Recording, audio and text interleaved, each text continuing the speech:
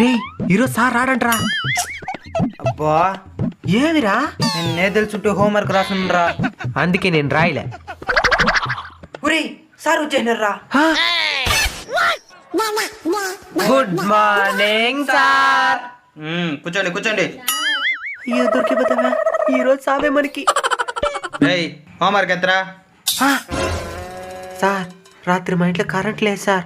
ఏమైందా? మేమే ఆన్ చేయలేదు సార్. అవ్వాలని ఆన్ చేయలేదు.